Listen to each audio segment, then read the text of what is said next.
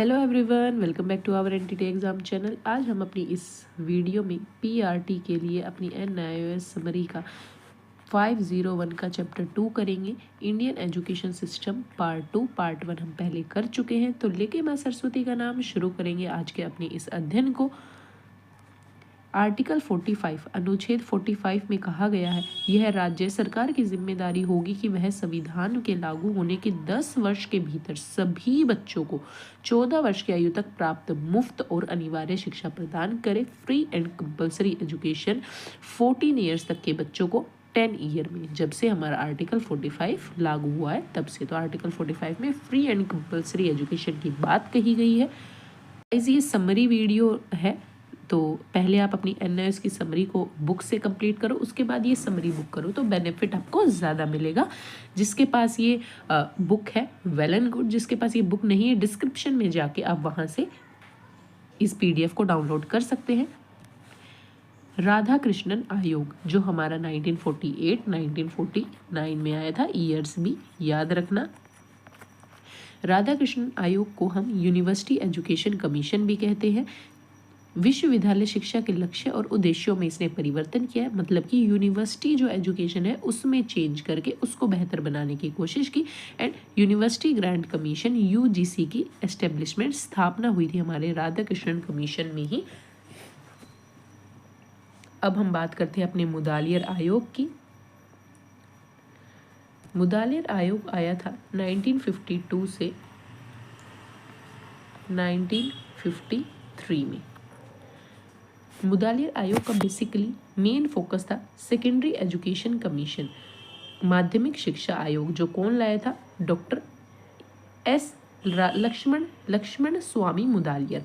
माध्यमिक शिक्षा की जांच की इन्होंने 2 टाइप ऑफ इंस्टीट्यूट की बात की। प्राइमरी टीचर ट्रेनिंग इंस्टीट्यूट जो 12th के बाद होता है, और सेकेंडरी टीचर ट्रेनिंग इंस्टीट्यूट जो ग्रेजुएशन की बात होता है 1 ईयर की। तो इन्होंने 2 टाइप ऑफ इंस्टीट्यूट्स की बात की जो टीचर को ट्रेनिंग देंगे। Free training with residential facility, तो आवासीय सुविधा के साथ निःशुल्क प्रशिक्षण। मेनली याद रखना मुदालियर आयोग आया कब था? 52 से 53 में।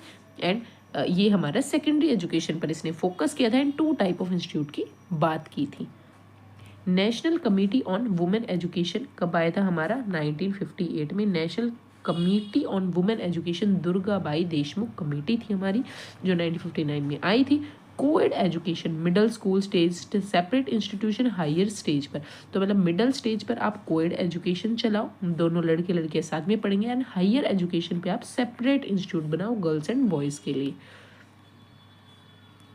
Diversified curriculum suited to girls, लड़कियों के लिए अनुकूल विविध पाठ्यक्रम तैयार किया जाए। Training for women teachers and employment के लिए ट्रेन किया जाए। तो ये हमारा दुर्गाबाई देशमुख कमेटी थी। अब हम बात करते हैं अपनी कोठारी कमीशन की, जो कब आया था? 1964 से 1966 में। सेट 12 फोर्सेस, इसमें 12 कार्य बलों का गठन किया गया था एंड 7 वर्किंग ग्रुप्स थे, कार्य समूह थे। तो याद रखना 12 टास्क फोर्स थे एंड 7 वर्किंग ग्रुप्स थे। Science is a basic component, विज्ञान एक बुनियादी घटक, मतलब विज्ञान पर फोकस किया इन्होंने। इंट्रोड्यूसिंग सूपा, सूपा मतलब सोशल यूजफुल प्रोडक्टिव वर्क की बात की थी कोठारी कमीशन ने, याद रखना इंपॉर्टेंट है। वोकेशनल एजुकेशन पर फोकस दिया। Scientific and technological research in universities पे वर्क करवाया। कॉमन स्कूल सिस्टम 10+2+3 की बात की थी। आता है ये क्वेश्चन, कॉमन स्कूल सिस्टम किस कमेटी के तहत बात की गई? तो Kothari commission. Giving information about religion of the world, दुनिया के सभी धर्मों की जानकारी दी गई। ग्रुप ऑफ साइलेंट मेडिटेशन, मौन ध्यान के लिए समूह बनाया। Providing free and education to all. 3 language formula, mother tongue at the primary level, regional language at the secondary level. Quality teacher education पर फोकस किया। अब बात करते हैं हम अपनी यशपाल कमेटी की, जो हमारा आया था 1992 में। देखो इन समरी वीडियोस के थ्रू आप जस्ट 10 to लास्ट 15 मिनट्स तक आप अपना पूरा चैप्टर रिवाइज कर पाओगे। तो गाइज इससे बेहतर क्या हो सकता है, क्योंकि हमारी ऑलरेडी 10 बुक्स हैं, हर एक बुक में 10 ब्लॉक्स तो हैं ही। तो 10-15 मिनट में अगर हम एक चैप्टर रिवाइज कर पा रहे हैं तो इट मीन्स 1 घंटे के अंदर हम 3 से 4 चैप्टर अपने ईजिली रिवाइज कर लेंगे एंड अपनी बुक को 2 घंटे में कंप्लीट कर लेंगे। यशपाल कमेटी 1992 में आई थी। लर्निंग विदाउट बर्डन इसका मतलब मेन एम था। 1992 याद रखना। रिड्यूस एकेडमिक बर्डन, कि आप बच्चे को बर्डन बोझ के तले ना दाबो। Preparation for of text book has to be decentralised to increase involvement of teacher and educator, शिक्षकों की भागीदारी बढ़ाना, पाठ्य पुस्तकों की तैयारी को विकेंद्रीय करना। Discourage the competition, encourage collaboration, competition पर फोकस मत दो, कोलैबोरेशन, बच्चे समूह में मिलकर सीखें। No test interview for early childhood education, पर कोई टेस्ट नहीं होना चाहिए। बस्ते में बोझी से मुक्त, बच्चों को अलग अलग किताबें खरीदने और उन्हें रोजाना घर तक ले जाने के लिए बाध्यकारी नहीं करना। No homework for primary classes, के लिए कोई होमवर्क नहीं देना। आई नो, जैसे मैं खुद टीचर हूँ चंडीगढ़ में, तो फिर अगर हम होमवर्क नहीं देते प्राइमरी टीचर पर, तो पेरेंट्स को ये रहता है स्कूल में या तो टीचर पढ़ा नहीं रहे, अपना काम अच्छे से नहीं कर रहे, उनको ये लगता है कि होमवर्क ना मिलना इट मीन्स कुछ नहीं हो रहा स्कूल में, बच्चों को टाइम पास करके भेज रहे हैं। उनकी इस मेंटलिटी को धीरे धीरे धीरे चेंज करना है कि स्कूल में एक्टिविटीज़ के थ्रू एंड इन्वॉल्वमेंट के थ्रू हम करा रहे हैं, एक्सप्लोरेशन समथिंग वर्क दे रहे हैं बच्चे को। रिटर्न वर्क सिर्फ लिखते रहने से कुछ पढ़ाई नहीं हो रही, वो रट्टू तोता वाला सिस्टम चल रहा है। तो हम धीरे धीरे पेरेंट्स को इन्फ्लुएंस कर रहे हैं, और हाँ कुछ हद तक ये अचीव भी हो जाएगा। Homework in upper primary and secondary level, no textual, upper primary और सेकेंडरी लेवल पर भी होमवर्क देना है पर टेक्सटुअल, रिटन ना हो। Text book available on a rotation basis पे अवेलेबल हो, कि मंडे को आपको सिर्फ साइंस और मैथ्स की बुक लेनी है, ट्यूसडे को आपको हिंदी और इंग्लिश की बुक लेनी, इस तरीके से रोटेशन फॉर्म में हो। रियल लाइफ सिचुएशन से पढ़ाओ। हिस्ट्री सिलेबस 6th और 8th तक freedom struggle and post independence से संबंधित टॉपिक पढ़ाओ। यहाँ से पिछली बार क्वेश्चन आया था, उससे भी पिछली बार। Education committee village, block and district level पर बनाओ, जैसे CRC, BRC। Rank attain in the school, grading percentage प्रतिशत में हो। Class management, proceeding of teaching, कक्षा प्रबंधन शिक्षक का कार्यवाही होनी चाहिए। क्लास मैनेजमेंट भी टीचर्स को सिखाओ किस तरीके से मैनेज करनी है अच्छे तरीके से। अब हमारे कमीशन सारे कंप्लीट हो गए। अब हम अपनी नेशनल पॉलिसी करेंगे ऑन एजुकेशन पे, जो हमारी आई थी NEP 1968, 86 and 2020। National policy on education 1968 याद रखना इम्पोर्टेंट है, क्योंकि हमारी फर्स्ट एजुकेशनल पॉलिसी थी। रिकमेंडेशन ऑफ कोठारी, तो कोठारी कमीशन ने इसको रिकमेंड किया था, इसलिए 1968 में आई थी। Free and compulsory education 14 years तक करवानी है। शिक्षकों की स्थिति, पारिश्रमिक और शिक्षा पर बल, teacher training, in service training, pre training, तो इन सब पर फोकस किया गया। Development of language, 3 language formula को इन्होंने डेवलप किया। शैक्षिक अवसर की समानता, कि सबको इक्वल अपॉर्चुनिटी मिले एजुकेशन की। साक्षरता पर प्रौढ़ शिक्षा का प्रसार किया गया, एडल्ट एजुकेशन पर बल दिया गया। Production of book, low cost text book को प्रमोट किया गया, कि कम से कम मिनिमम रेट पर बुक्स हो ताकि हर कोई खरीद सके। गेम एंड स्पोर्ट्स पर फोकस किया। Part time education and correspondence courses same status as full time courses, तो पार्ट टाइम एजुकेशन जो भाई नौकरी करते हैं और वो एजुकेशन करना चाहते हैं, तो उनके लिए भी उनको ध्यान में रखते हुए correspondence courses, part time courses को फोकस किया गया। नेशनल इंटीग्रेशन, राष्ट्रीय एकीकरण, की सबको हमें इंटीग्रेट करके चलना है, ये बात की गई थी 1968 पॉलिसी में। अब नेशनल पॉलिसी ऑन एजुकेशन 1986, ये हमारी सेकेंड नेशनल पॉलिसी थी एजुकेशन की। इसमें कॉमन एजुकेशन स्ट्रक्चर 10+2+3 पर फोकस दिया गया था। Equal educational opportunity for all, की सभी के लिए समान शिक्षा अवसर उपलब्ध करवाओ। प्रौढ़ शिक्षा को बढ़ावा दिया। शिक्षा में वैज्ञानिक और तकनीकी विकास का उपयोग। Operation black board, OBB for UE, universalisation elementary education, operation black board पर फोकस दिया। इंपॉर्टेंट है, यहाँ से क्वेश्चन आता है कि ऑपरेशन ब्लैक बोर्ड किस पॉलिसी के तहत आए थे, 1986।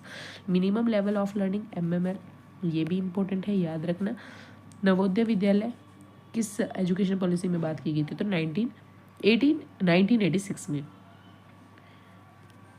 और एक चीज़ याद रखना, ये जो 1986 थी यही मॉडिफाई हुई थी 1992 में, जिसे प्लान ऑफ एक्शन के नाम POA के नाम से जाना जाता है। शिक्षा की स्थिति को ऊपर उठाने के लिए SCRT, डाइट, इन सब पे फोकस किया गया। अकाउंटेबिलिटी इन एजुकेशन, शिक्षा में जवाबदेही। होप आपको दोनों पॉलिसीज़ याद हो गई होंगी। मेन देखो यही याद रखना, चलो शुरू से बता देती हूँ। 1968 एनईपी में की रिकमेंडेशन थी कोठारी कमीशन की फ्री एंड कंपल्सरी एजुकेशन, ये तो आप कर ही लोगे। 3 लैंग्वेज फॉर्मूला पर फोकस दिया गया था and part time education full time education पे फोकस दिया गया था, मेनली ये था। 1986 में कि ये मॉडिफाई हुई थी हमारी 1992 में। इसमें कॉमन स्ट्रक्चर 10+2+3 पर फोकस दिया गया था। इसमें operation black board, minimum level of learning, Navodaya Vidyalaya, SCRT और डाइट पर फोकस किया गया था। इन सारी बातों को ध्यान रखना।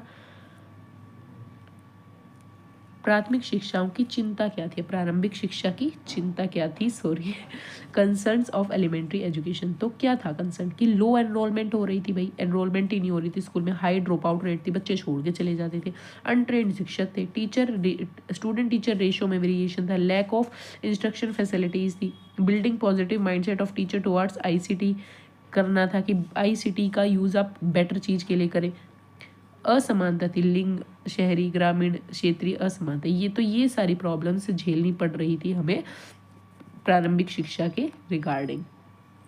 अब structure of elementary education for 8 years, तो ये स्ट्रक्चर पूरी तरीके से टोटली चेंज हो गया। पहले ये था तो ये इंपॉर्टेंट नहीं है, आपको बस वो स्ट्रक्चर याद रखना है 5+3+3+4। इससे यहाँ से क्वेश्चन नहीं आएगा, इसको स्किप कर देना। इसको हम जो हमारी NEP 2020 में बात की गई है उस स्ट्रक्चर को हम ध्यान रखेंगे, क्वेश्चन भी डेफिनेटली वहीं से आएगा, तो इसको हम स्किप कर देते हैं। अब हम देखते हैं अपना national NCF 2005 national curriculum framework, important है।